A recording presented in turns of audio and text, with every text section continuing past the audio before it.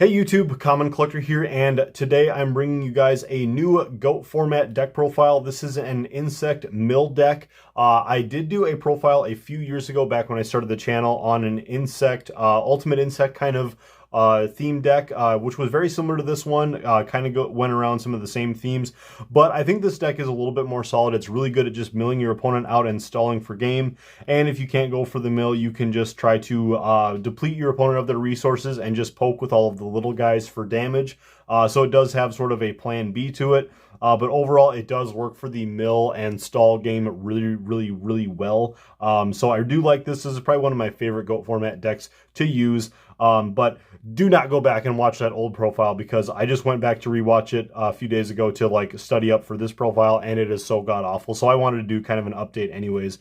So this is a really solid deck. Before we get into the deck profile though, I do want to go ahead and announce our new sponsor for the channel.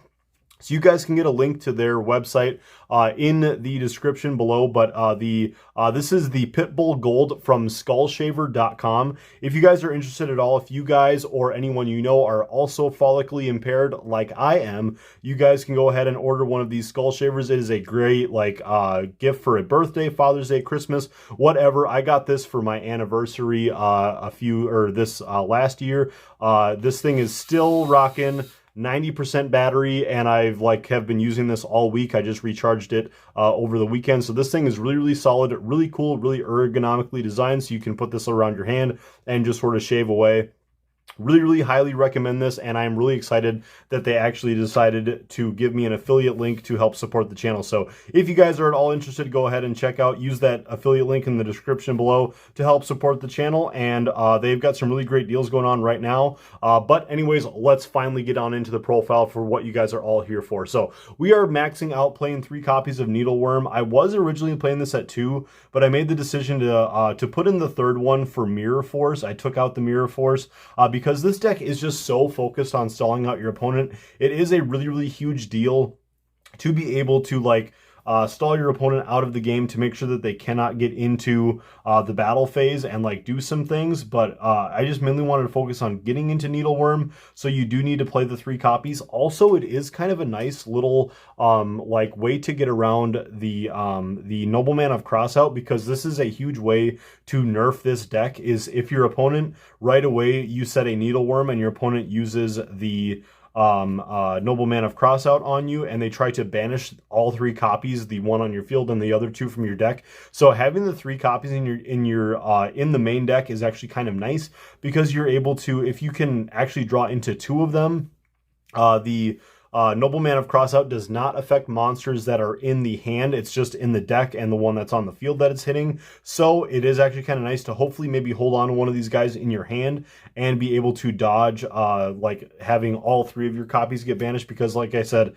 this is the main win condition of the deck. We are then playing 3 copies of Howling Insect. This can help get us into basically all of the insect monsters that are in the deck, which is really cool. So with this card, when it's destroyed by battle, you're able to special summon an insect from the deck. And then we are playing stuff like Book of Moon and Tsukiyomi to be able to set the cards face down out onto the field. So if we just use Howling Insect to go into an extra Howling Insect, and then our opponent uses up their last attack of the turn on a Howling, then we can just go into a Needleworm.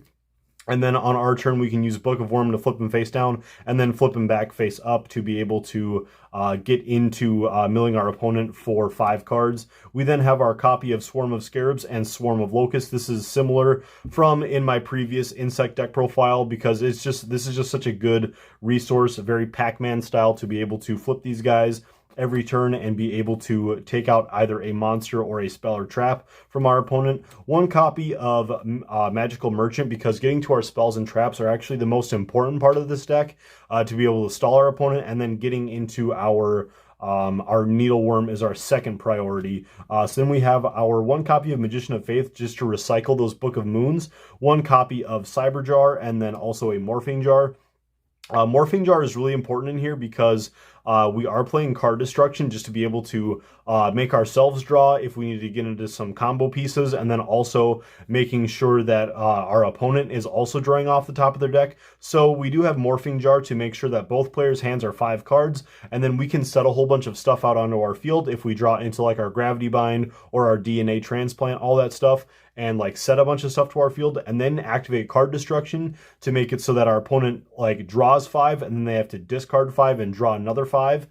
So that means that they're cycling through 10 cards in their deck. Now their deck is already a quarter light from where they started, which is really cool. 1 copy of the Tsukiyomi, like I mentioned. This card is just going to help you like carry all the way through the game. I was not playing this in my original build, and I'm really kicking myself for it because Tsukiyomi like basically won me locals the other day.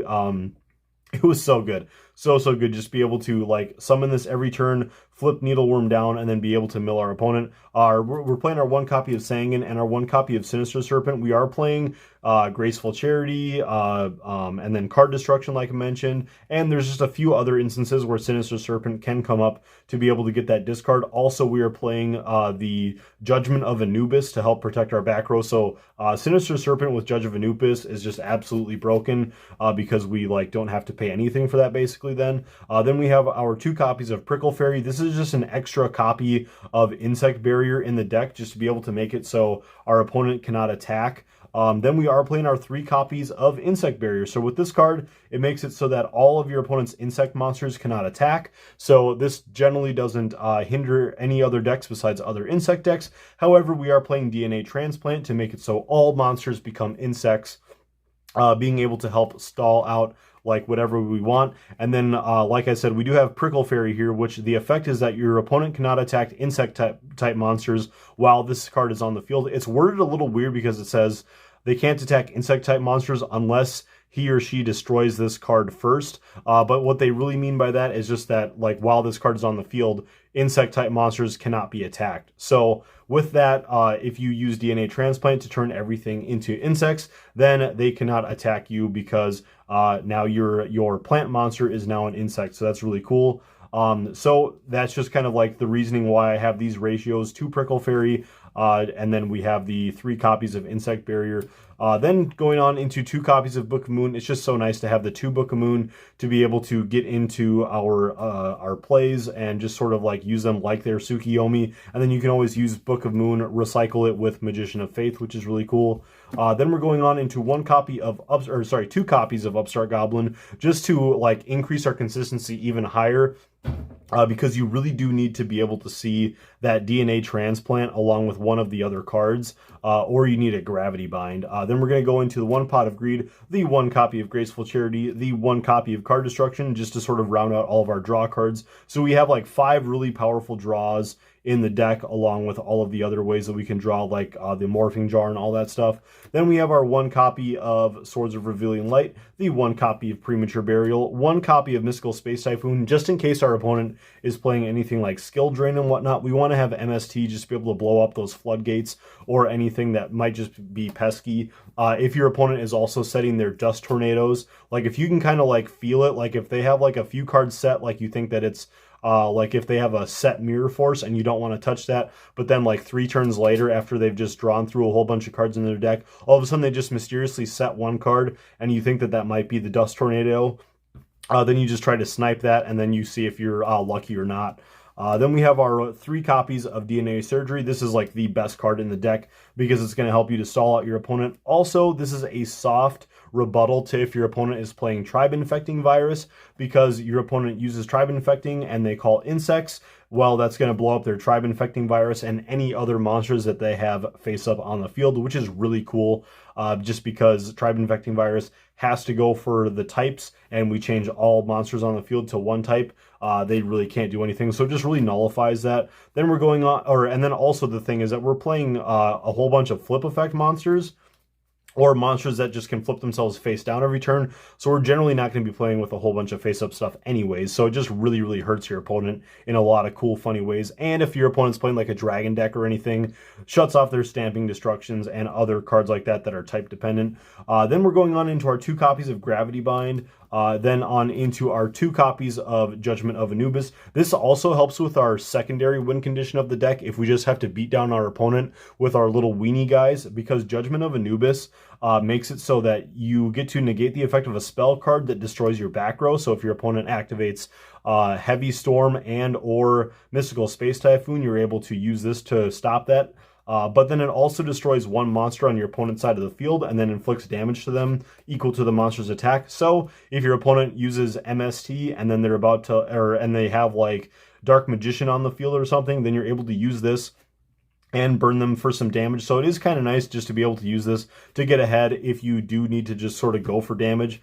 Then we're going on into our 2 copies of Solemn Judgment. This is your best card in the deck to help protect your back row. Judgment of Anubis is nice, but you want to save Solemn Judgment for your opponent's Dust Tornadoes and or their Breaker the Magical Warriors, and then Judgment of Anubis is there for the MSTs and the Heavy Storms. Then last card of the deck is going to be the Torrential Tribute. Like I said, I took out the Mirror Force in the deck. I thought that Torrential Tribute, even though it does blow up your monsters on the field, it is nice for if your opponent just gets out that one monster that's just like the oh no.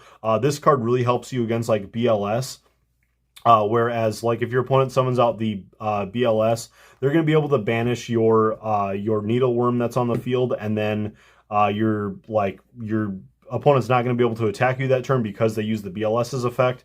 So Mirror Force doesn't do it. But as long as you use Torrential Tribute, obviously your opponent's going to have the turn player priority, but you still get to blow up the field regardless. So it is just kind of nice just to be able to do those kind of actions. But anyways, guys, that's going to do it for this deck profile. I hope you guys enjoyed this one. This is a really cool one to use. This is, like I said, this is probably my favorite GOAT deck. Even amongst like the meta stuff like GOAT control and whatnot. This one's just so fun. I usually only get to play this like once when I'm messing around with my friends, just because people get so annoyed by it. But it is a really cool deck. So definitely go ahead and hit that subscribe button if you guys are new to the channel for more GOAT deck profiles or just regular GOAT profiles. I'm still updating always, as you guys know, modern day format. And then, like I said, go ahead and check out skullshaver.com if you guys are interested. If you guys know any friends out there who are trying to embrace the bald life like I am, go ahead and send them over to skullshaver.com to hopefully pick up one of their Pitbull brand shavers. And hopefully you guys will enjoy it. So thank you guys for all the support and for watching over here. We will catch you guys for the next profile. Peace.